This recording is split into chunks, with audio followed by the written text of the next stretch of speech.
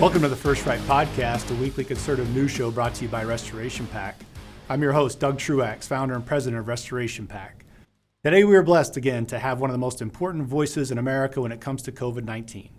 He's Dr. Peter McCullough, a deeply credentialed doctor who has been telling Americans most of what they are hearing in the mainstream media about COVID is wrong.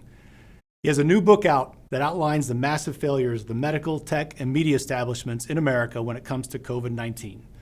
Doctor, welcome back. Thank you.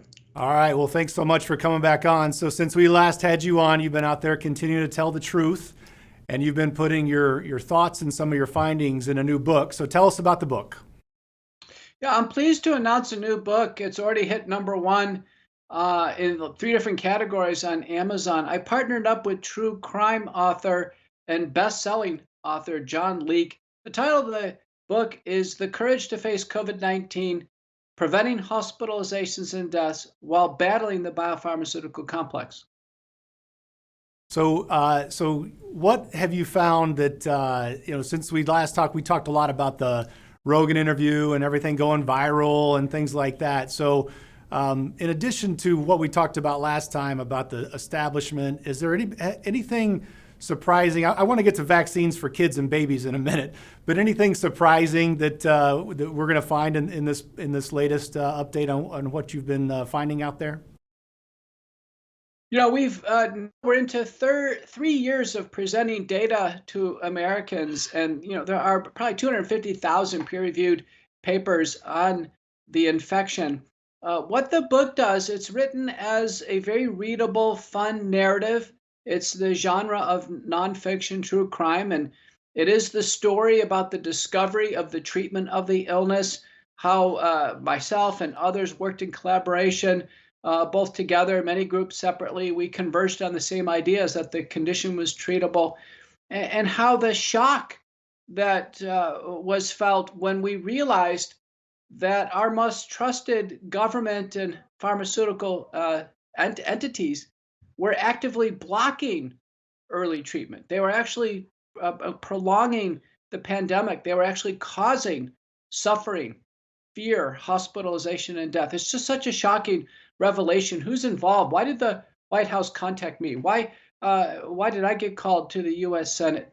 How did I set all records on Joe Rogan, for instance? Why did all this happen? And how can we fit this into an understandable, readable story? The book is 309 pages, 45 chapters. You can actually read it within about a 2 to 3 hour period of time. It's fun. The chapters, one of the most eye-catching chapter titles is one on Cuomo-sexuals. And that's the story of Andrew and Chris Cuomo. How did they fall from grace? How is this related to the pandemic? Remember, Cuomo had won an Emmy Award for his briefings. It's all in the book. And so I encourage everybody to pick up a copy and be sure to give us review and feedback. But it's already a bestseller. And the reason is because there's very few books on COVID, and none of them are written as an understandable story. Right. Well, thank you for doing that. And I think this goes to people are looking for the larger story of what actually happened, because there were so many pieces of this. And when we had you on last and we got to the end and I said, is anybody going to be held accountable? And you went into this, your opinion that you thought that 95% of the deaths could have been avoided and we could have avoided millions of hospitalizations. And I think that is where a lot of us have been thinking, okay, this whole thing just seems out of whack and off. And so for you to put this all in one place, I think that's probably the biggest. I hear you talk about it. It feels like that's probably going to be the biggest value. It sets the larger, I don't use the word narrative anymore because the left has hijacked that. It sets the larger picture of the story that's happened, right? It's true. Everything in there is cited. It's all part of history. We can't go back. It finishes as I'm giving my speech on the steps of the Lincoln Memorial to a huge crowd about basically constitutional rights and our liberal democracy. And what John Leake's remarks about is isn't it interesting? In the context of a pandemic and pandemic response, it's a doctor who's advocating for personal autonomy and medical freedom. It's a doctor that's reminding Americans that what's at stake is our constitutional rights and our liberal democracy. That's right. You can have safety or you can have freedom, but you can't necessarily have them both, depending on the situation, right? So, what's your life been like in recent months? How about been hearing about some professional and media censorship? So, what's going on there? I can tell you what I've experienced over time is I've become one of the most frequent media guests in the entire world. And the more intense the efforts are to try to censor my analyses and my opinions, the louder my megaphone gets. It's completely backfiring. It's it's a situation where if I had nothing to say or I was completely unimportant, there wouldn't be any more invitations. In fact, the largest thing that I've done, I'm getting ready to go back for the fourth time now, is Daystar. Daystar is the largest Christian broadcasting network in the world by a mile. They have about 200 million paid subscribers, about 3 people per subscription watch the show. That's 600 million people per show, and they run reruns. So that's about 1.7 billion people that are reached. I mean, that blows away Joe Rogan or CNN or MSNBC, all the major media combined.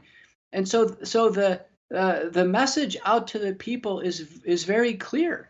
On pandemic response, we have a treatable illness. The virus is mutated to become far less virulent. Patients are getting through the illness now. There's some high-risk people that we need to treat. And that our big approach with this mass mandated program in the United States, largely genetic products, they not only have not worked, but in fact, they are grossly unsafe. The World Council for Health, June 11th of 2022 is clear. They did a pharmacovigilance report and they said, pull them off the market. They're not safe. It's long overdue. Pull them off the market. Yeah, speaking of things that seem to not make sense and still get pushed, so we're now in this phase of vaccinations for children and babies, and it, before I throw my opinion in, what's the science behind this, and where do you think where we should go with this side of it? The CDC told America that in February, 75% of children had already had the illness. They've already had it. We had a presentation on Monday, June 27th, 2022, and the leader of the School of Public Health in University of Texas at Houston said that 99% of all Texans had already had antibodies now to the SARS-CoV-2. So it's clear, it's basically over with. The children have already been through it. And Dr. Ryan Cole has just presented down in a conference in Brazil, and he announced there hasn't been a single childhood death with the Omicron variant, not a single one. So what we know is the vaccines are not clinically indicated, they're not medically necessary. However, they have been tested in children, and we know from the registrational trials age 12 to 17 and 5 to 11 by Frank and Crotho, respectively, that the children had no clinical benefit from taking one of these, that there was no reductions in hospitalizations and deaths, no reductions in spread or spread to family or teacher, and that the products made patients sicker with fever, body aches, chills than they would be just getting the illness themselves. So it clearly was a bad idea to do this. Now in children aged 6 to 5 years old, 6 months to 5 years old, they had absolutely no impact whatsoever. They tried to use rises of antibodies to claim a biologic effect. We know in a paper by House and colleagues in MMWR, December 31st, 2021 issue, they're grossly unsafe in children. Even the families were reporting this through the VSafe system. The children were becoming incapacitated, couldn't go to school afterwards, were very sick. And I was alarmed to see in the data table for children 5 to 11 actually evidence of heart damage, elevations in cardiac troponin, which the FDA agrees that the products cause heart damage. On my Twitter feed right now is a paper just was released from Berlin using cardiac biopsies showing with the genetic products, but as well with AstraZeneca, Johnson & Johnson. It happens with the adenoviral products as well, that in fact there's myocarditis. Spike protein is found in the heart. And then a really scary feature is what's called giant cells. giant cells actually predict cardiac death. So we have a terrible situation where these products are grossly unsafe. They are not needed. In fact, there are now 2 real-world studies where they were tried ages 5 to 11 and 12 to 17. Dora Bawilla and Fleming Dutra published in JAMA showing no clinical benefit. Vaccine efficacy was far less than 50%. Notice on this podcast how I easily cite the literature, and that the government health authorities on any interview fail to cite any literature. They simply presume safe and effective and try to propel this propaganda campaign towards mass administration. Yeah, it's a terrible, terrible thing. It not only does it not hurt, it not help people, it's hurting people, and it's still getting pushed. And I can't believe. I just want all parents out there to wake up to this. And common sense tells us this thing is over.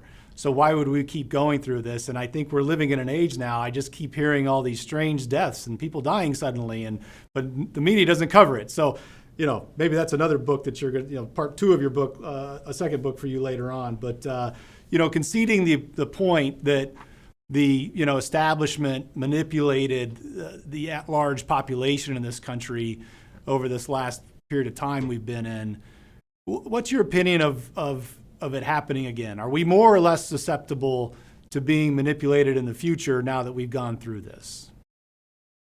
I think we're more susceptible. What's been diagnosed for the population by Professor Matthias Desmet in the University of Ghent in Belgium is mass formation psychosis. And we believe a large fraction of Americans are in mass formation, which is essentially a form of brainwashing through propaganda, a psyop, if you will. There's been a prolonged period of isolation, things taken away from them that they enjoyed, constant free-floating anxiety, and then they've been offered a solution from entities of authority. And they've been told to take it without exception, not to question it. So even as the FDA has safety warnings on it, saying it causes heart damage, causes blood clots, neurologic damage, people are told without exception they must take it or lose their job, lose their military career. These are basically examples of absurdity.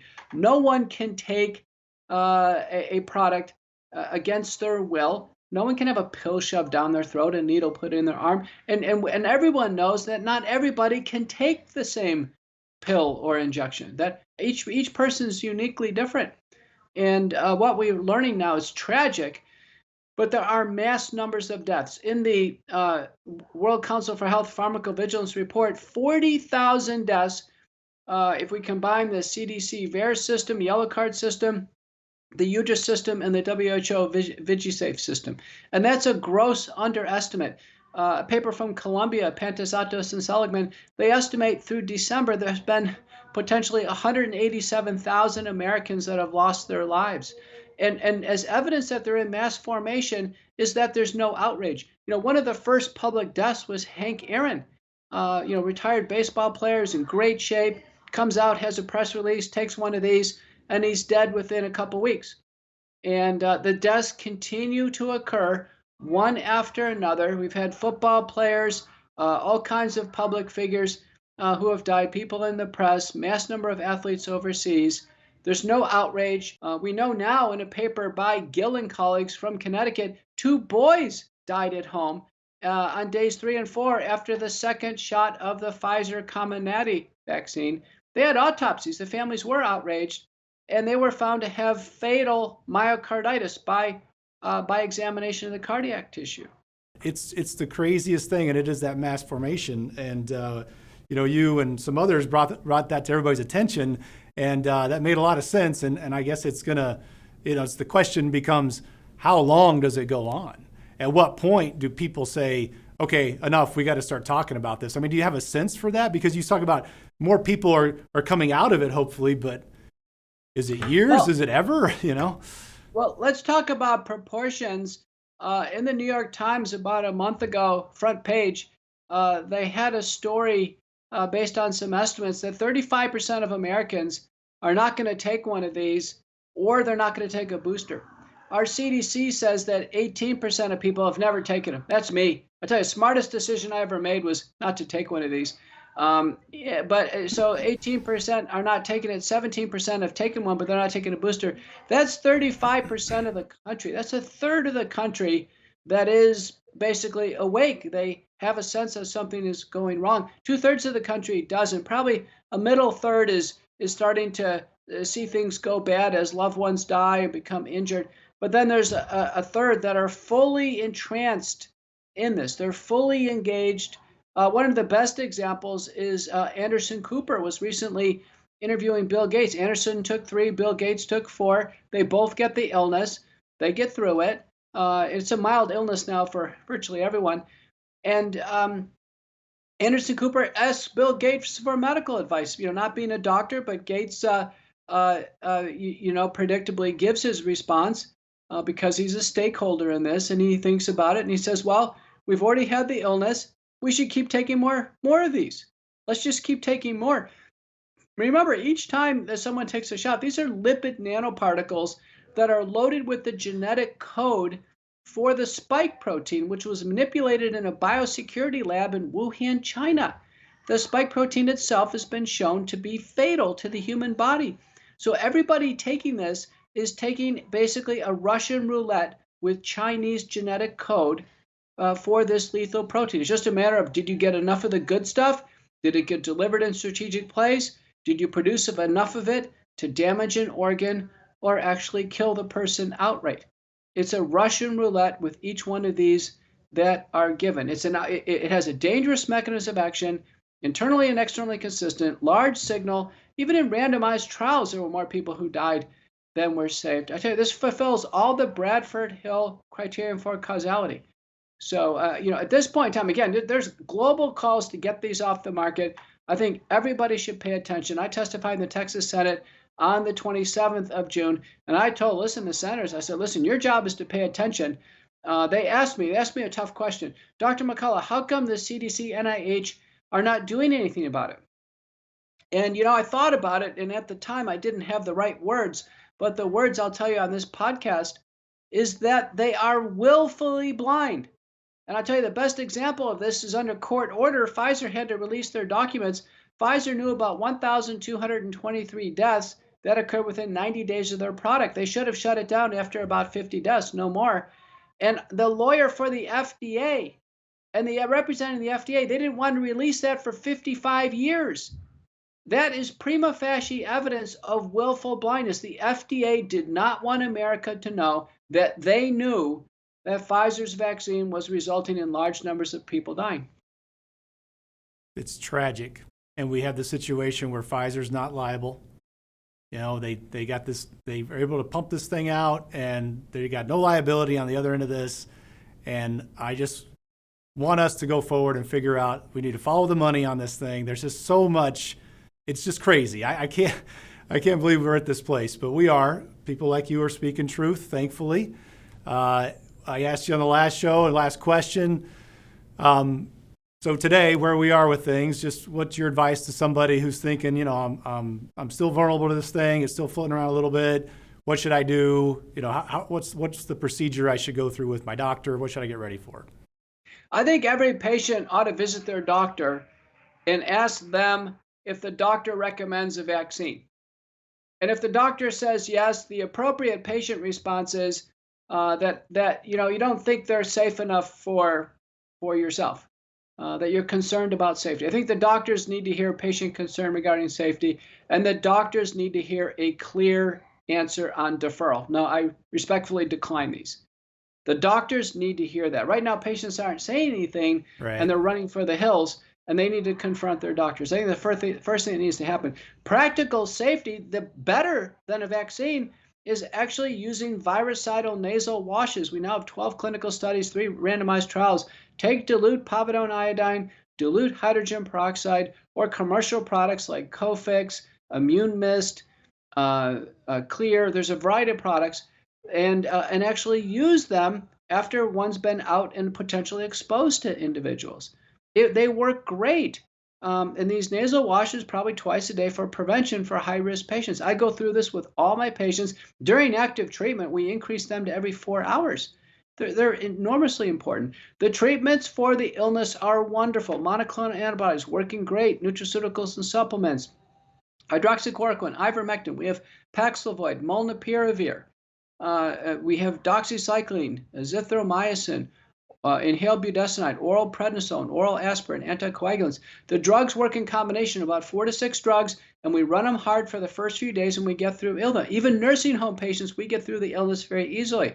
Now, I commented on Fox News this week with Laura Ingraham about our director of the National Allergy and Immunology Branch. He's in his 80s.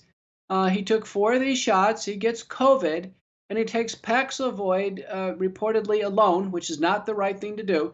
Remember, people who have taken the vaccines, they were excluded from the Paxlovid trial. So he's already not following the science. He's off the indications from the inclusion criteria of the trial, but he takes it, and then he gets better, and then he rebounds and gets much worse. That's called Paxlovid rebound.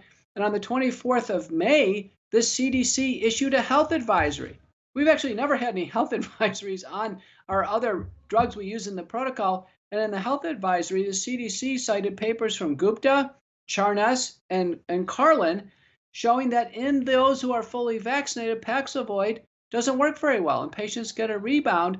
And so I commented that he should go on to community standard of care. Community standard of care is using hydroxychloroquine, ivermectin, and other drugs in combination. When I testified in the Texas Senate, I re-educated the Texas Senate that the community standard of care can be defined as one doctor in a community who stepped up as in a challenge to treat an illness. And that's common for other illnesses where it takes specialty types of expertise. So a community standard of care has been established. We use drugs in combination. Paxlovid is okay. It looks like we're finding some weaknesses on rebound. I saw a patient like that in my office yesterday and had to convert to hydroxychloroquine for a prolonged course. But the bottom line is the message is we can treat this illness. The vaccines are not sufficiently safe.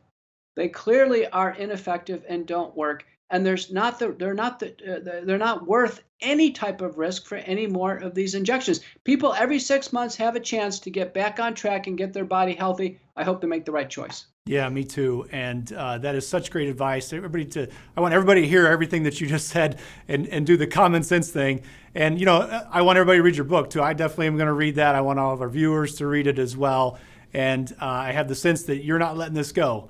You're going to keep following this and see where it leads you, because the truth needs to be out there, because that's the only thing that will eventually set us free. And I appreciate your courage and your intellect and all your boldness. We need this more in America nowadays. So thank you for all that you've done. Thank you. All right, that's our show for today. Thank you so much for tuning in and for supporting conservative media. Don't ever forget that by working together and staying diligent, we conservatives can bring our country back to true greatness. Until next week, let's all keep praying that God will continue to bless America. First Right, a new kind of news summary without the liberal slant. Every morning, in your inbox, always free. Subscribe by texting First Right to 30161. That's First Right, all caps, one word, to 30161.